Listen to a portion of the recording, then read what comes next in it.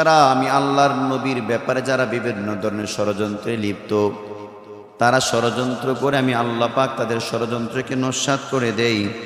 আমি আল্লাহ তাআলা অত্যন্ত সুপরিকল্পনাকারী। আমি আল্লাহ যে পরিকল্পনা করব, আমি আল্লাহর পরিকল্পনার মধ্যে কখনো ব্যর্থতা আসতে পারে না। তাদের পরিকল্পনা এবং ষড়যন্ত্রগুলোকে আমি আল্লাহ নস্যাৎ করে দেওয়ার মতন সক্ষমতা আছে।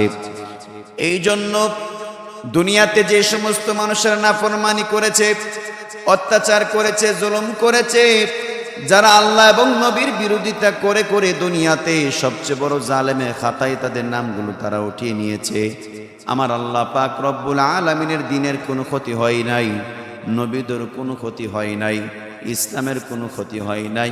বরং যুগে যুগে যারা সীমালঙ্ঘনকারী যারা ছিল, আমার আল্লাহ পাক তাদেরকে অত্যন্ত লাঞ্ছিত এবং অপমানিতের সহিত দুনিয়া থেকেই আল্লাহ বিদায় করে দিয়েছে।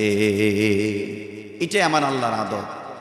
যারা নাফরমানি করছে এদেরকে আল্লাহ তাআলা অত্যন্ত লাঞ্ছিতভাবে অপমানিত করে করে দুনিয়া থেকে বিদায় করছে।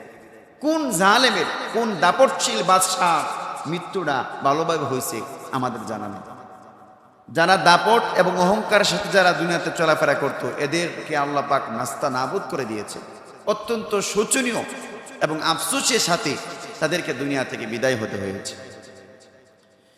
এই দুনিয়াতে তাহলে আমাদের জন্য কখনো উচিত হবে না যে আমরা কোনো আল্লাহর কোনো বিধানকে উপেক্ষা করে, আল্লাহর কোনো বিধানকে নষ্ট করে অথবা সীমা লঙ্ঘনকারী হয়ে আমরা দুনিয়া থেকে যাই। আর আমরা যদি যাই তো যাবো কোথায়? ঘুরে তো আল্লাহর কবজায়। এমন তো বলে না আমি দুনিয়া থেকে মরে গেলাম, আমি আমার তালুর কাছে গিয়ে ঘুমায় রইলাম, আমি আমার কোনো নেতার অধীনে থাকবো, এমন তো না। আপনি যাবেন কোথায়? আমি যাব কোথায়? ঘুরে তো আল্লাহর অধীনে। তো সীমা লঙ্ঘনকারীর ব্যাপারে সীমা লঙ্ঘনকারী কখনো হওয়া যাবে না। আল্লাহ পাক আমাদেরকে দ্বীনের, যেহেতু আমরা মুসলিম, আমরা দিনের যে সমস্ত বিধিবিধানগুলো আছে এগুলোকে আমাদের মানতে হবে। এগুলোকে যদি আমরা উপেক্ষা করি তাহলে আমরা সীমা লঙ্ঘনকারী হয়ে যাব। মুহতারাম হাজিরিন, এমন একটি সীমা লঙ্ঘনের আমরা আজকে পর্ব নিয়ে আলোচনা করতে চাই। সেটা হলো পর্দা এবং পশিদার ব্যাপার। আমাদের দেশের মধ্যে এখন দিন যাচ্ছে, মানুষ আস্তে আস্তে বেপর্দায় চলাফেরা করতেছে, পর্দাহীন হয়ে যাচ্ছে। তারা যেন বুঝতে চায় না যে আল্লাহর বিধান, পর্দার বিধানটুকু আছে।